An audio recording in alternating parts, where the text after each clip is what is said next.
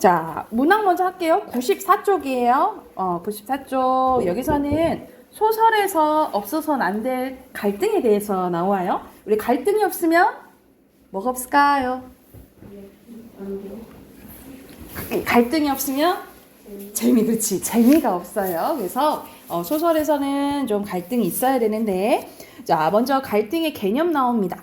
여기서 갈등은 칡나무 덩굴과 칡나무 갈자와 등나무 덩굴. 그래서 칡나무 갈자와 등나무 등자예요. 그래서 이게 얽힌 것, 서로 이렇게 막 얽힌 것을 의미해. 그래서 어떤 일이 서로 얽혀 쉽게 풀어내지 못하는 상태를 뭐라 한다?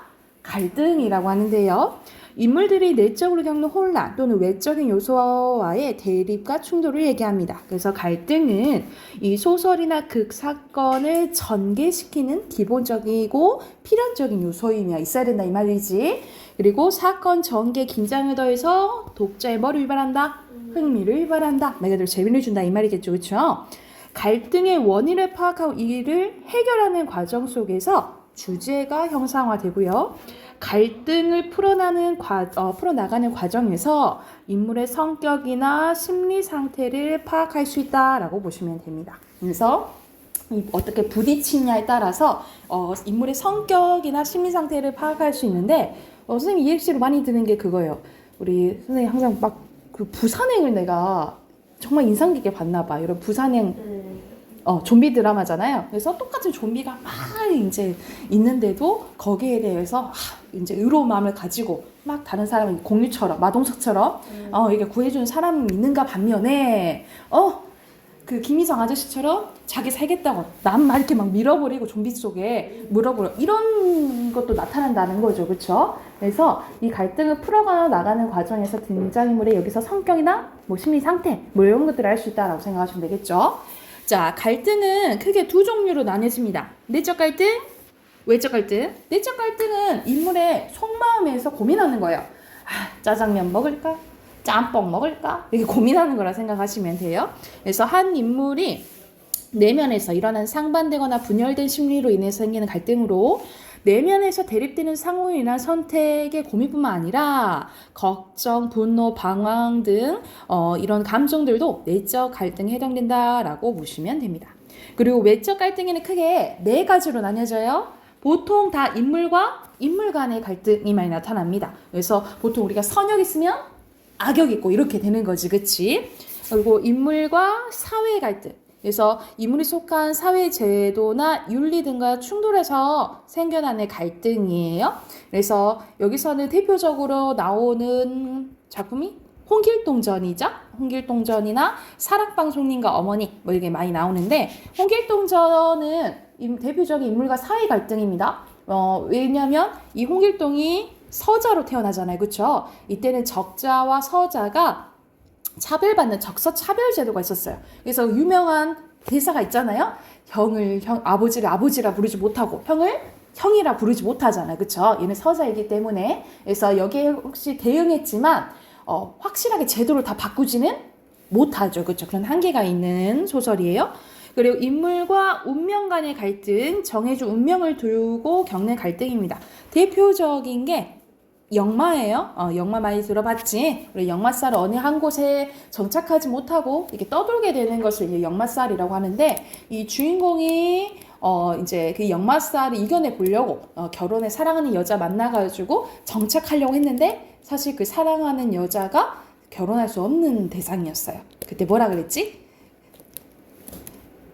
알고 봤더니 이모였어요. 그래서 이루어질 수 없는, 그래서 결국 운명이 이겨버린 소설이라고 생각하시면 되고요.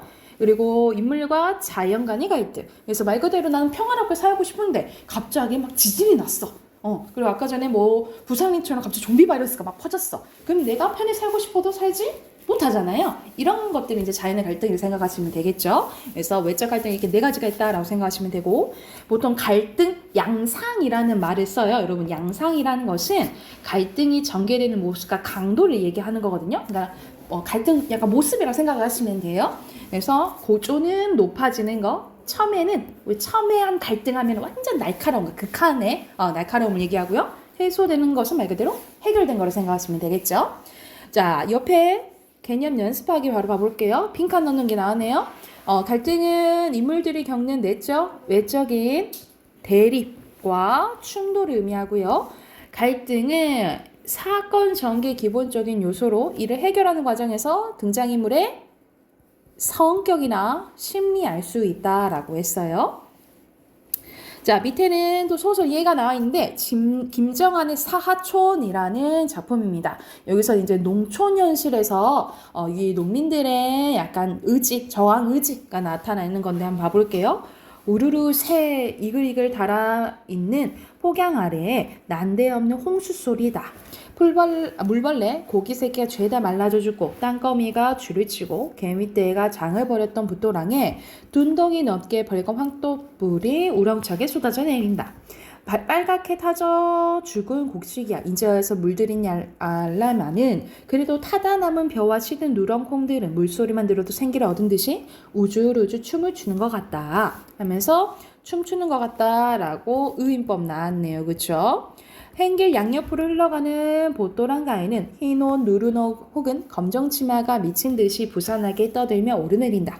수도 저수지에 물을 터놓은 것이다. 성동리 농민들이 밤낮 없이 때를 지어 몰려가서 탄원에 두 손발이 닳도록 빌기도 하고 불평도 하고 나중에는 밤중에 수원지 울 안에까지 들어가서 물을 달리 돌려내려고 했기 때문에 TC 수도 출장소에서도 작년처럼 또 폭동이 일어날까 두려워서 저수지 소재도 할 겸 제2 저수지에 물을 터놓게 된 것이다 하면서 여기서는 지금 극심한 가뭄으로 인해서 막 농민들이 막 이렇게 폭동이 일어날까봐 물을 지금 공급하는 상황이라 생각하시면 돼요. 자, 유아독존식으로 날뛰는 절 사람들의 세도에 눌려 흘러오는 물조차 맘대로 못된 고서방은 마침내 따는 큰 맘을 먹고 자기 놈 물꼬를 조금 터놓았대. 그러니까 좀 가만히 있다가 이젠 내가 좀 해도 되겠지 하면서 자기 놈 쪽으로 이제 물기를 이렇게 한 거야. 그러자 그걸 본 한 양반이 맥 소리 내지금 달려왔다. 오더니 왜 또 손을 대요? 이제 물도 다 돼가고 하니 나도 좀 대야죠 하고 고서방이 자기 말이 너무 비겁한 것 같아 한마디 더 못했대. 그리고 당신 논엔 물이 철철 넘치고 있지 않소? 하고 고서방이 얘기한 거야. 뭐 넘어? 어디 넘어? 이 양반이 눈이 있나 없나 하고 그는 곰보논 물꼬를 봉하려 했다. 안 돼요. 곰보는 물꼬를 아까보다 더 크게 열었는데 위에 있는 논 한 번도 적시지를 못하게 하고 아랫논만 뚜렁이 넘게 물을 실은 건 너무하지 않소? 뭐? 그렇게 놀아보면 어쩔테요? 하면서 지금 가뭄의 상황이 안 좋으니까 지금 농민들끼리 싸우는 모습이 나온 거죠. 그렇죠? 그래서 이걸 봤을 때 여기서는 농민들과 TC 수도 출장소의 갈등이 나타나는데 이건 인물과 자연의 갈등일까요? 크게 보면은 인물로 보시면 되겠죠. 그렇죠? X고요. 그리고 서로 갈등하고 있는 거 맞죠? 그렇죠? 자, 넘겨서 한 장 더 해볼게요. 자, 여기서는 96쪽 보면은 소설의 구성이 나옵니다. 구성은 어떻게 이루어져 있는지라 보시면 돼요. 그래서 소설에서 주제를 효과적으로 나타내기 위해서 여러 요소를 짜임새 있게 배열해 놓은 것을 구성이라고 하는데 인물이 작품 속에서 겪는 갈등의 영향을 받아서 완성이 됩니다. 그래서 구성의 3요소가 뭐예요? 인물, 사건, 배경이에요. 여러분 그 소설의 3요소가 뭐라 했지? 우리 저번 시간 했잖아. 소설, 주제, 그리고 오늘 배울 구성, 저번 시간 했는데 문체, 이렇게가 3요소라 했어. 소설의 3요소가 주제, 구성, 문체고 이 소설 구성의 3요소가 인물, 사건, 배경이에요. 인물, 사건, 배경. 여기가 됐을까요? 여기서 먼저 인물은 소설이나 극 속에서 어떠한 일을 겪는 사람을 얘기하고요. 그리고 사건은 소설이나 극 속에서 구체적으로 전개되는 모든 일. 그리고 배경은 소설이나 극 속에서 이 이야기가 펼쳐지는 구체적인 시간과 장소를 얘기하는데 이 시간과 장소를 묶어서 자연적 배경이라고 해요. 그래서 배경은 크게 자연적 배경과 사회적 배경 이렇게 나눠진다라고 기억을 해두시면 되고요. 자, 밑에는 소설의 구성 단계입니다. 여러분 알죠? 발단, 전개, 위기, 절정, 결말. 발단은 인물과 배경이 제시되고요. 어떤 사건이 일어날 것 같다라는 사건의 실마리가 제공이 돼요. 그리고 전개에서 사건이 본격적으로 시작되면서 모두 시작돼? 갈등이 시작되고요. 꼭 모든 소설에서 있는 건 아닌데 이어질 사건이나 결말을 암시하는 부분이 있어요. 그걸 뭐라 하죠? 이어질 사건이나 결말을 암시해요. 그걸 뭐라 하죠?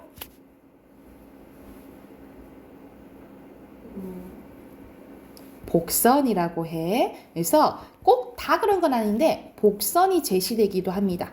이 복선이 제시되는 단계가 전개라고 보시면 되고요.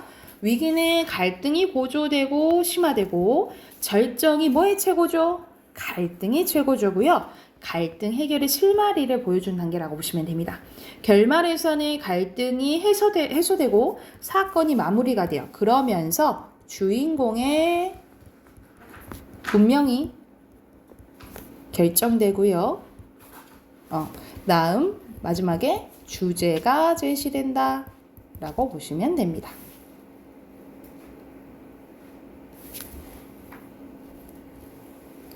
자, 밑에는 사건의 구성 방식이 나와 있네요. 중심 사건 수에 따른 구성 방식과 방식이 나와 있는데, 이거는 중심 사건의 수가 하나면 단일 구성이라고 보면 되고요. 그리고 여러 가지면 복합 구성이라고 보시면 됩니다. 우리가 드라마도 보면은 특히 주말 드라마 같은 거 보면은 뭐 삼형제 이야기 나오잖아요. 그래서 뭐 첫째 이야기, 뭐 둘째 이야기, 셋째 이야기 뭐 따로 나오잖아요. 그러면 이제 약간 복합 구성이라고 보시면 되겠죠. 그렇죠? 그리고서 단일 구성은 보통 단편 소설에, 복합 구성은 장편 소설에 사용된다라고 보시면 되고, 시간적 순서에 따라서 우리는 이거는 이제 많이 알죠? 시간 순으로 진행되면 순행적 구성, 같은 말로 뭐예요? 평면적 구성이고요. 자, 시간을 거슬러 올라가면 보통 뭘 많이 하지? 과거 회상을 많이 하잖아요. 과거 회상을 하면 역순행적 구성, 그리고 같은 말로 입체적 구성, 이렇게 보시면 되겠죠.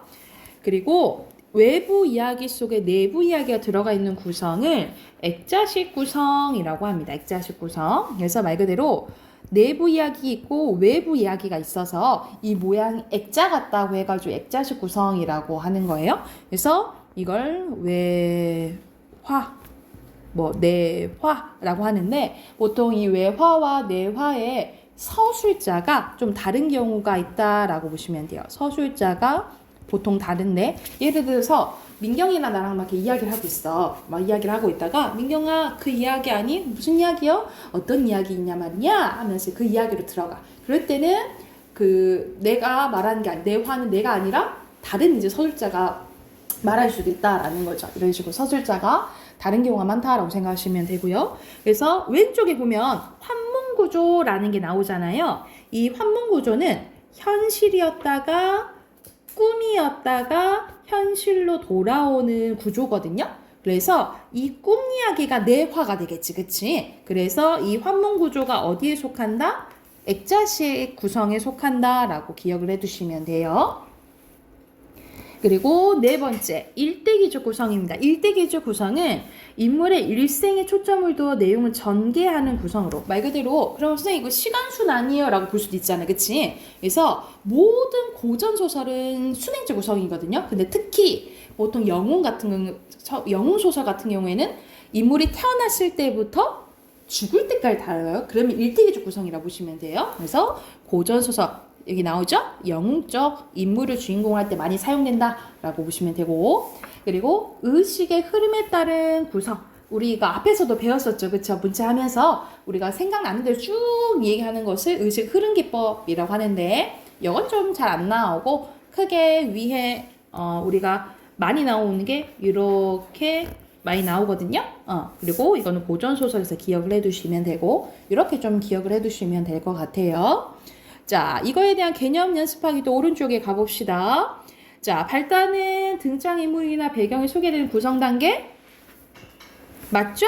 고요. 위기는 갈등의 최고조. 갈등의 최고조는 언제야? 절정이죠?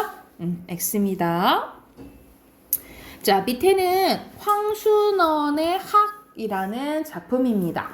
여기도 보면 앞부분 줄거리에 나와 있네.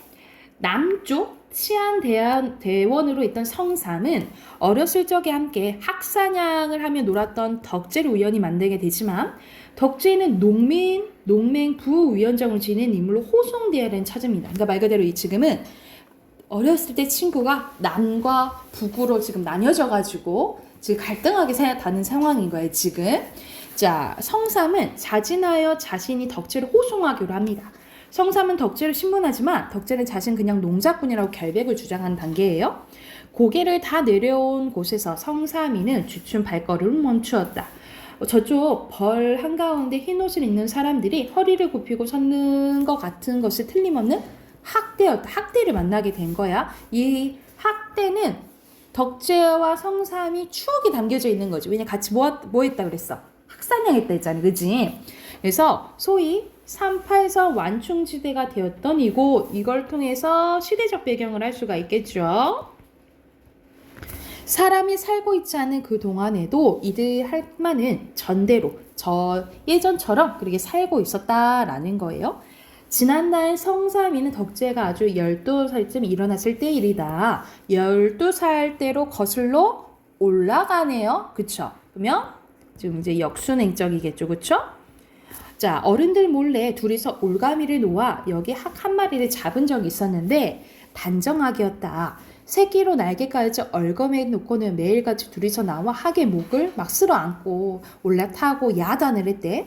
그러던 어느 날이었다. 동네 어른들은 수근거리는 소리 들었는데 서울서 누가 학을 쏘러 왔다는 것이다. 무슨 표본인가를 만들기 위해서 총독부의 허가까지 맡아서 가지고 왔다는 것이다. 그 길로 둘이는 뻘로 막 내달렸대. 왜냐면 학을 지켜야 되겠잖아, 그지? 이제는 어른들한테 들켜 꾸지람을 듣는 것 같은 건 문제가 아니었다. 그저 자기네 학이 죽는다는 생각뿐이었다. 숨 돌릴 겨를도 없이 잡풀새를 기어 학 발목에 올가미를 풀고 날개에 새끼를 끌었다. 그런데 학은 잘 걷지도 못하는 것이다. 그동안 얽매여 시달린 탓이리라. 둘이서 학을 마주 앉아 공중에 투쳤다. 벼랑과 총소리가 들렸다. 학은 두서너 번 날개질하다 그대로 내려왔다. 맞았구나. 그러나 다음 순간 바로 옆 풀숲에서 펄럭 단정학 한 마리가 날개를 펴자 땅에 앉아있던 자기네 학도 긴 목을 뽑아 한번 울음을 울더니 그대로 공중으로 날아올라 두 소년의 머리 위에 둥그러미를 그리며 저쪽으로 날아가 버렸다라는 거예요. 두 소년은 언제까지나 자기네 학이 사라진 푸른 하늘에서 눈을 뗄 줄 몰랐다라는 거죠.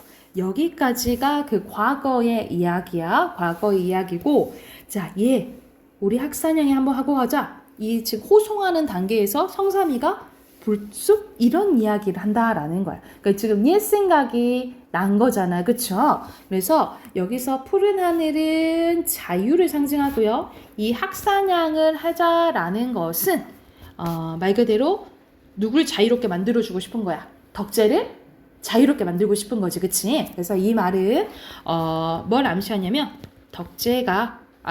성삼이 덕재에게 도망갈 기회를 줄 것을 암시하는 부분이라고 보시면 돼요.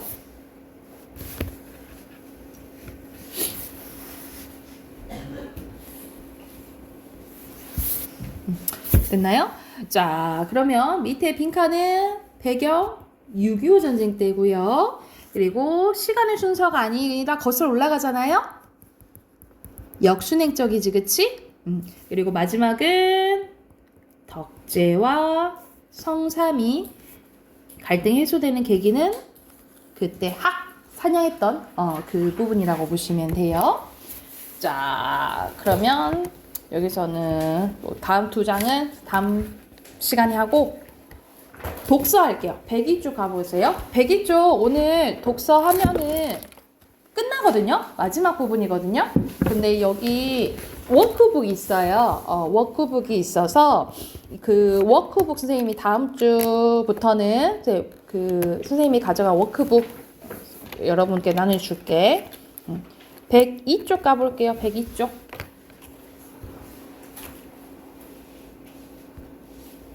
잘못 넣었네. 자, 102쪽 볼게요. 여기서는 간단한 문제인데 어휘 파악하는 게 나와요.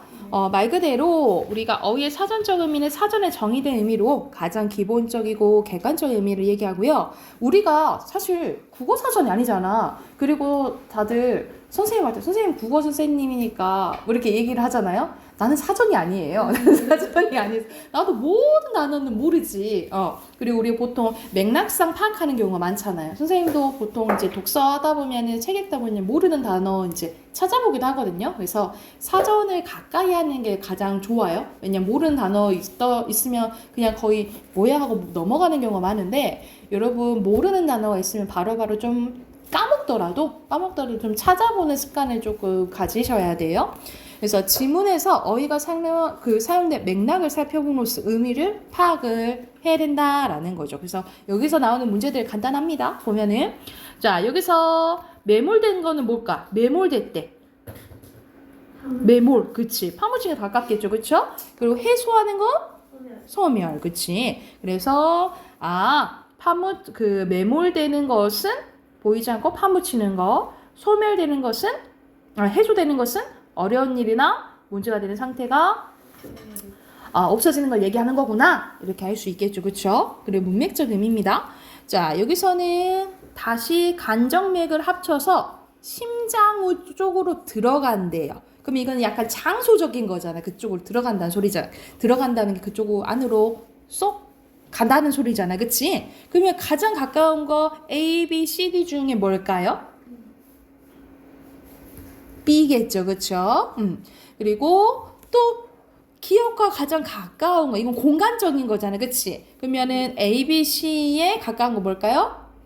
A겠죠, 그쵸? 이렇게 푸는 거야. 그리고 어휘의 선택의 적절성 판단하기입니다. 지문에 특정 어휘들을 대체할 수 있는 동일한 의미의 어휘들을 알고 있는지 묻는 문제 유형으로 고유어와 고유어 한자어, 그리고 한자어 한자의 대응 등 다양한 방식으로 출제됩니다. 지문에서 어휘가 사용된 맥락을 살펴봄으로써 어휘의 의미를 한정하고 선택지에 제시된 어휘들을 평소 언어 생활에서 어떻게 쓰는지 떠올린 후 지문의 어휘와 대체해서 사용할 수 있는지를 판단한다라는 거죠. 여기서는 신뢰성을 획득한다라고 나 있네. 얻어내는 거죠, 그쵸? 그리고 할인 혜택을 부여하는 것은 주는 거잖아, 그치? 그래서 각각 얻는, 주는 넣으시면 되겠죠. 이와 관련된 문제 나와요. 그래서 104쪽부터 107쪽까지 문제 풀고 답 확인 바로 해볼게요.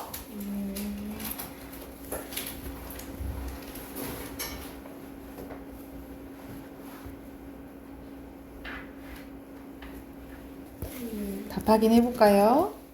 104쪽 보면은 순서대로 유지함, 따라감, 그리고 이렇게 표시하시면 되고요. 지속, 추구, 지각. 4번에 여기서는 평형 상태 이르다, 약간 도달하다 이런 뜻이잖아요, 그쵸? 그러면 B고요. 정도에 도달하다 이런 뜻이니까. 그리고 5번에 기억은 장소에 닿는 거잖아요. 네. 아니다. 네? 잘못됐다. 네? 선생님 잘못 말했다. 기억이라고 해가지고 나 이 기억을 왜 여기로 봤니? 요거잖아요, 그쵸? 네. 거기에 도달했다 라는 거니까 B는 전혀 아니겠지, 그치? 네. 답 A예요. 자, 그리고 6번에 첫 번째 거, 두 번째 거, 두 번째 거 이걸로 보고 여러분 이제 그 한자로도 힌트를 얻으시면 되는데 여기서 앞에서 쓰인 게 똑같이 쓰였냐 이 말이야. 이거는 공적인 일을 얘기하는 거잖아요. 뚝딱뚝딱 그 공사랑 다르지? X 두 번째 거 달라요. X 세 번째 것도 달라요. X. 그리고 8번에 짝대기 그리고 9번에 X 짝대기. 뒤로 넘기면 1번에 알맞지 않은 것은 5번인데 여기서 형성한다라는 것은 뭔가 만든다 이런 뜻이잖아. 그치? 본 뜨는 거 아니고요. 그리고 2번에 문제가 생기다, 어떤 일이 일어나다 이런 뜻이잖아요. 1번이고요. 그리고 3번에 여기서 쓰다는 어떤 음영을 쓴다라는 거는 어떤 수단으로 이용하다 이런 뜻이잖아요. 그쵸? 적절한 거 2번이에요. 그리고 4번에 A와 궤도로 다시 원래 있던 곳으로 돌아오는 거잖아. 그치? 2번이고요. 그리고 5번에 알맞지 않은 거네요. 여기서는 3번이죠. 조절하는 것을 맞춰서 나가는 거지. 그치? 그리고 6번에 여기서 완충 자본 제도를 둘 수 있다. 뭐 예를 들 수 있다. 뭐 이런 거잖아요. 그쵸? 그죠? 2번이고요. 마지막 7번 알맞지 않은 것은 5번이죠. 여긴 좀 쉬었죠? 그래서 다음 시간에 독서 책 안 가져 오셔도 되고요. 선생님이 그 워크북 줄게요. 선생님이 가져갔던 거. 가인 거도 선생님이 가져갔나?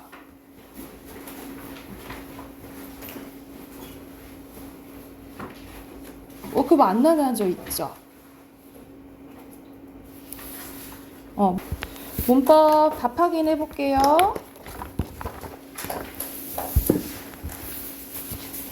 자, 1번에 주어에 대해서 탐구했을 때 적절하지 않은 거예요. 여기서 1번에 적절하지 않은 것은 2번인데 봐봐. 기억과 리을을 보면 주격조사의 형태가 앞말의 관계가 없어요. 여기는 받침이 없죠. 여기는 받침이 있지. 이거에 따라서 조사의 형태가 달라지죠. 그렇죠?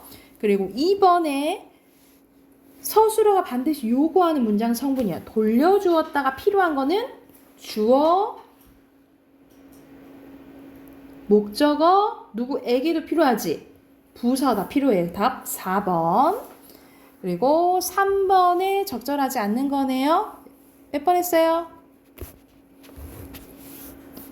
5번이겠죠? 여기서는 잡았다는 주어랑 목적어가 필요하지. 그치? 두 자리 서술어예요. 자, 4번에 적절하지 않은 거 3번인데 디귿을 보니까 관여격 조사가 붙지 않는 체어는 관용화 될 수 없어요? 충분히 가능하죠. 그리고 5번에 부사의 종류와 얘가 적절하게 짝지어지지 않은 것은 답은 2번이죠. 문장을 이어주는 부사어면 그 접속 부사여야 되잖아. 그치? 이거는 뭐예요? 그냥 문장을 전체를 그냥 수식하는 부사어죠. 그쵸? 이어주는 거 아니지. 그리고 6번 가볼게요. 6번에 문장 성분에 따라서는 기역, 니은 붙일 수 있죠. 기역, 니은이어야 되겠지. 기역, 니은. 그리고 품사에 따라서는 기역, 디귿 똑같이 형용사잖아요. 그쵸? 그리고 얘는 관형사고 얘는 부사예요. 그쵸? 그래서 답은 2번입니다. 뒤로 넘겨서 7번이에요. 여기서 또 자릿수 나오네요. 알맞지 않은 것은 몇 번 했어요? 여기서는 2번이에요. 2번 보면은 뭐가 틀렸지? 문제는 우리가 예의를 지키지 못하는 경우가 많다는 주어 서술하고 호응하지 않는 거잖아요. 그쵸? 그 필수적인 거랑 다르다라고 보시면 돼요. 이거는 뭐가 안 맞은 거야? 주어 서술어가 안 맞은 거지. 이 서술어의 개수, 몇 자리 서술어 자릿수와는 관련이 없다라고 보시면 되겠죠. 그래서 밑에 빈칸 문장, 성분, 그리고 보충, 그리고 서술어예요. 8번 문제입니다. 여기서는 바르게 추출한 것은 1번이에요.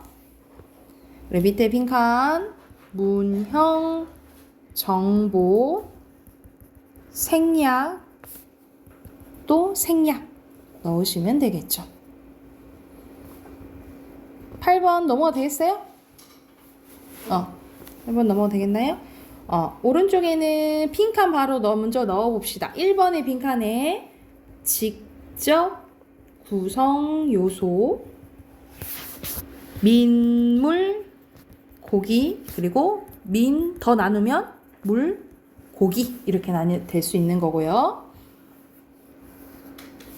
실제로 존재하는가, 의미가 서로 통하는가, 그리고 주어, 서술어예요. 자, 여기서는 잘 분석한 건데 여기서는 첫 번째 나누면 어떻게 나눌 수 있겠어요? 나들이 옷, 눈웃음 크게 나누면, 먼저 크게 나누면 드높이다, 드높다, 드높이다 이렇게 하고, 집집이 놀이터 이렇게가 되겠죠. 그쵸? 먼저 보면은 1번 보면은 합성어인가요? 합성어는 맞겠죠. 나들이 옷 하니까 합성어는 맞아요. 근데 직접 구성 요소는 하나가 합성어인 합성어냐? 나들이가 합성어예요? 명사가 됐잖아. 그럼 파서행어겠지. X, 그쵸? 그리고 B는 결과적으로 눈 플러스 웃음이니까 합성어죠. 근데 하나가 웃음 봐야겠지. 그러면 웃음은 웃 플러스 음이니까 파생어 맞네요. 답 2번이에요. 그리고 뒤에는 C는 파생어가 아니고, 그치? D는 파생어인데 앞에가 합성어고요. 그쵸? 그리고 5번 E는 여기가 합성어고 앞에가 파생어예요. 둘 다 틀렸네. 아이고, 둘 다 틀렸네. 그리고 10번 가볼게요. 알맞지 않은 거. 여기서는 2번입니다. 어떻게 분석했어? 소포가 도착했다고 들었다 이렇게 되겠지? 이게 더 자연스럽죠? 됐나요? 자, 그 다음 우리 문장 구조 가볼게요. 문장 구조 가볼게. 이거는 여러분 이제 항상 선생님이 얘기했잖아. 문법은 계속 나온다고, 그쵸? 그리고 여러분 중등 때 지금 마스터를 조금 해 놓으셔야지 고등 가서 편하다고요. 그리고 여러분 모의고사 나오는 문제들은 실상 그렇게 어렵지는 않아요. 모의고사에서 나온 5문제가 나오거든요. 5문제가 나오는데 그거는 실상 그렇게 어렵진 않기 때문에 여러분 1번부터 15번까지는 다 맞으셔야 돼요. 맞으셔야 되는데 어떤 이제 문법이 여러분 기초가 너무 안 돼 있으면 다 어렵거든요. 그러니까는 하나 좀 차근차근 해놓으면 쉬운데 뭔가 이제 안 해놓으면 막 품사랑 문장 성분 헷갈려버리고, 그리고 우리가 의문 변동을 원래 중등 때 배웠어야 되는데 교육 과정에 빠져버려서 의문 변동을 안 했어요. 그걸 이제 또 갑자기 고등학교 때 하려면 과부하가 오거든요. 완전 헷갈려버려. 그래서 여러분이 기본적으로 해놔야 될 게 의문, 우리 자음과 모음 있죠? 자음과 모음 우리가 그 표 외웠잖아, 그치?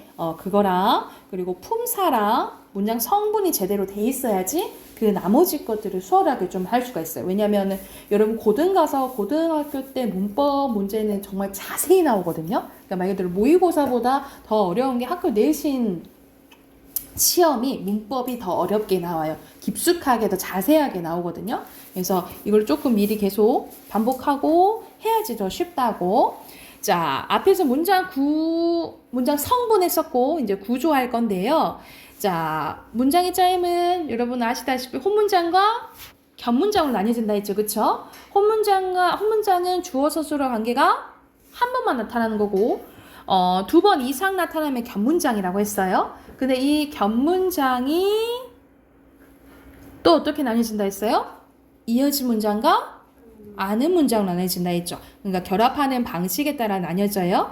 자, 먼저 이어진 문장 가볼게. 이어진 문장은 둘 이상의 후문장 연결어미예요. 연결어미에 의해서 결합된 문장 이어진 문장이라고 하는데, 자, 의미 관계에 따라서 나뉘어지는 기준은 의미 관계예요. 의미 관계에 따라서 대등하게 이어진 문장, 종속적으로 이어진 문장으로 나뉘어집니다. 그래서 선생님이 이 연결어미는 외우시라고 했죠. 그쵸? 외워야 편하다고.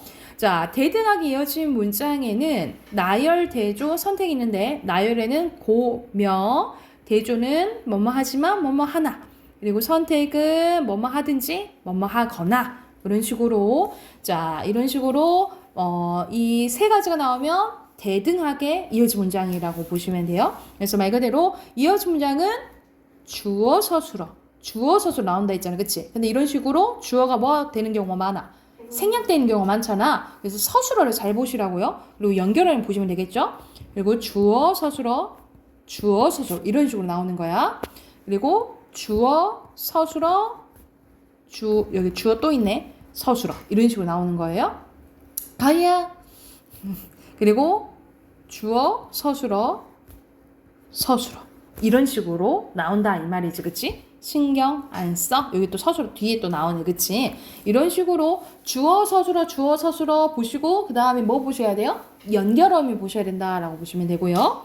그리고 말 그대로 앞절과 뒷절의 의미가 독립적이지 못하고 종속적인 건 속해져 있다 이 말이지. 그치? 근데 보통 앞문장이 뒷문장이 약간 수식하는 구조로 나와요.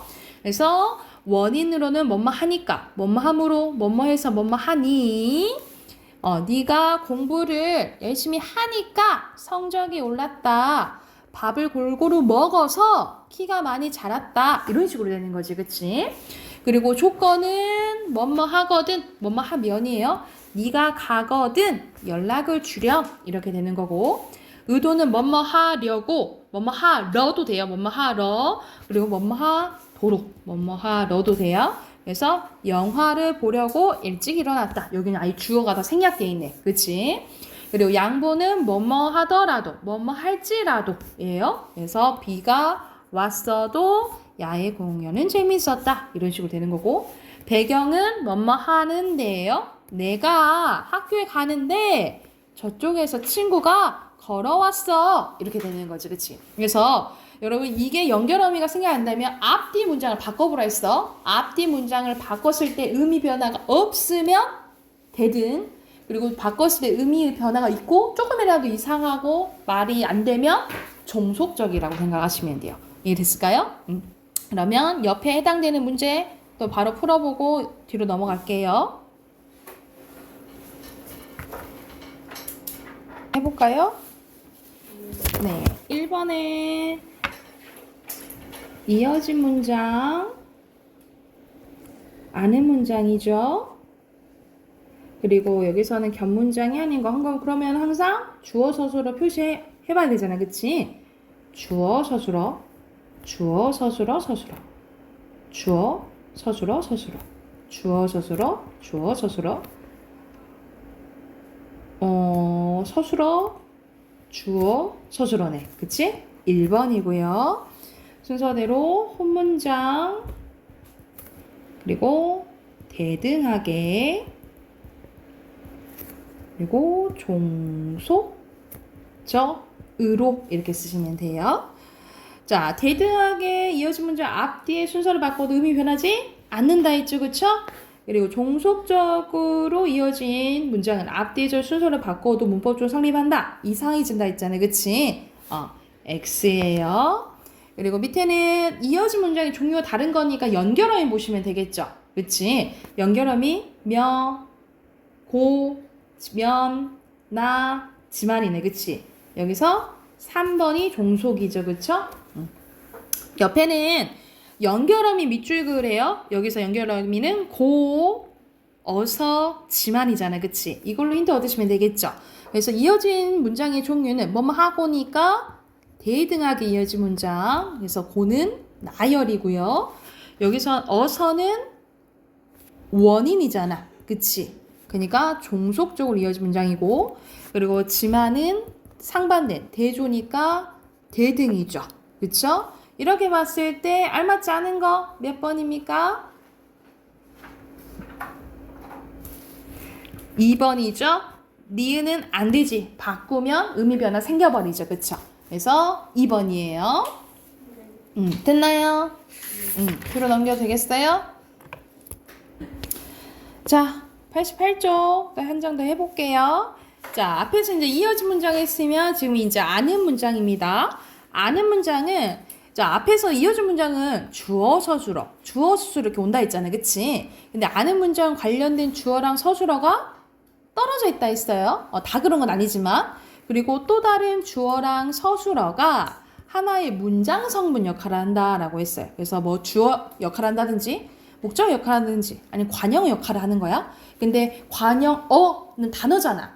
단어라고 하기에는 주어 서술어가 있으니까 너무 크다고 했어요. 그래서 문장보다는 작고 단어보다 큰 것을 절이라고 했어요. 그치? 얘를 절이라고 부르고 얘를 안긴 문장이라고 부르고요. 그래서 무슨 얘의 역할에 따라서 무슨 절을 아는 문장 전체적으로 그렇게 부른다고.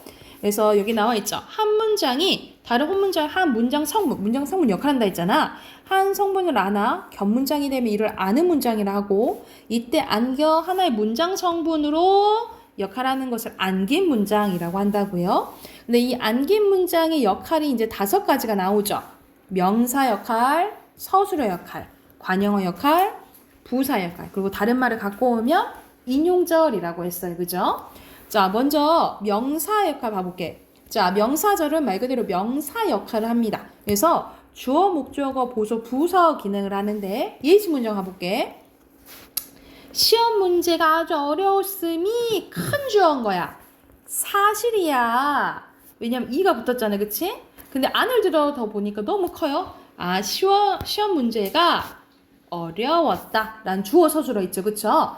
자, 근데 어려웠음. 우리가 보통 어렵다는 품사가 원래 뭐예요? 품사. 동사? 아니. 어렵는다 안 되잖아. 어렵다니까 형용사예요. 원래 형용사인데 어려웠음. 일시적으로 뭐로 만들어주는 거야? 음이 명사로 만들어주는 거야. 그래서 이 음을 뭐라고 부른다고요? 명사형 플레임이 전성 어미라고 부른다고. 명사로 일시적으로 만들어주는 거야. 이 두 번째 예시도 마찬가지요. 나는 기다리고 있어. 뭐를? 친구가 오기를 하고 르이 붙었으니까 목적어 역할을 하는 거죠. 그쵸? 근데 우리가 보통 여기서 오다는 원래 품사가 뭐야? 동사죠. 그쵸? 근데 오기 일시적으로 또 뭐로 만들어줘요? 명사로 만들어주는 거야. 그래서 이 음과 기가 있으면 무슨 절이라고 힌트를 얻으면 된다고? 명사절이라고 해요. 기 보이면 명사절이에요. 기. 그리고 두 번째는 서술절입니다. 얘는 전성어미가 없어. 전성어미가 없고 주어가 2개고 서술어가 하나면 뒤에가 무슨 절이라 했어요? 서술절이라고 했죠. 다시 주어가 2개고 서술어가 하나면 뒤에가 무슨 절? 서술절. 이렇게 힌트를 얻으시면 되고요. 세 번째 관형절입니다. 우리가 관형어나 관형사는 어떤 역할을 한다 했죠? 뒤에 오는 뭘 꾸며준다 했어요? 체언. 그렇지. 체언 꾸며준다 했어. 체언에는 뭐가 있다 했지? 품사가? 이 사. 명사, 대명사, 수사. 그치. 그거 꾸며주는 거야. 그래서 예시문 또 봐보자. 영화가 재밌었거든? 근데 어떤 영화냐면 내가 본이야. 그치? 이게 뭘 꾸며줘요? 영화 꾸며주죠. 그쵸? 그래서 이게 관형절이 되는데 여기서 본 봐볼게. 본에서는 기본형이 보다잖아요. 여기에 니은이 붙은 거야. 그래서 이 니은을 뭐라고 부른다고? 관형사형, 일시적으로 관형사 역할을 하도록 만들어주는 거예요. 관형사형 전성 어미라고 한다고. 그래서 여기선 전성어미가 은이나 는, 을, 던이 있어요. 그래서 이 관형사형 전성어미가 있으면 말 그대로 관형절이라고 힌트를 얻으시면 된다고요. 그리고 근데 이 관형, 사형, 전성어민 무조건 다 외울 필요는 없고 말 그대로 쉽잖아. 명사, 보통 명사 꾸며주거든요. 이 명사를 꾸며주면 관형절이다 라고 보시면 돼요. 그리고 부사절입니다. 예시도 봐볼게. 영화는 슬펐어. 근데 눈물이 나도록 슬펐대. 이게 슬펐다 꾸며주잖아요. 서술어를 꾸며주면 무슨 절? 부사절이야. 서술어를 꾸며준 부사절. 근데 나도록의 토록, 나다는 뭐예요? 품사가? 눈물이 난다 되죠. 동사야. 나도록 일시적으로 부사로 만들어주는 도록은 그 뭐라 부를까요? 부사형 전성 어미라고 부르겠죠. 그쵸? 그리고 여기서도 비가 내려요. 소리도 없이 이런 식으로 만들어주는 게 부사를 만들어주는 부사 파생 전미사 이 그리고 부사형 전성어미 개도록입니다. 그래서 이 개도록이에요. 이 개도록이 붙으면 부사절이라고 힌트를 얻으시면 됩니다. 그리고 마지막이에요. 마지막은 인용절이에요. 인용절은 다른 말을 갖고 오는 거잖아. 예시 보면 그는 말했어. 네 눈은 참 예뻐 라고. 그리고 그는 말했어. 내게 눈이 참 예쁘다 고. 이런 식으로 큰 따옴표가 나오고 라고가 오면 직접 인용이고요. 큰 따옴표 없이 고가 붙으면 간접 인용이에요. 그래서 말 그대로 다른 사람의 말을 갖고 오면 무슨 절? 인용절이라고 보시면 되겠죠. 근데 이렇게 5개 써요. 근데 여기 왼쪽에 잠깐 하나 볼게요. 이건 이제 중등과정에서는 안 나오고 고등과정에서 가끔 나오긴 하거든요. 이게 뭐냐면 크게 관계관형절과 관형절 2개로 나뉘어져요. 동격 관형절로 나뉘어집니다. 보통 이런 식으로 어떤 문장이 안겨져 있냐면 영화가 나는 영화를 보았다. 이게 문장이 안겨져 있는 거잖아. 그치? 근데 동격 관형절은 뭐냐면 관형절로 안긴 문장에 생략된 성분이 없는 거예요.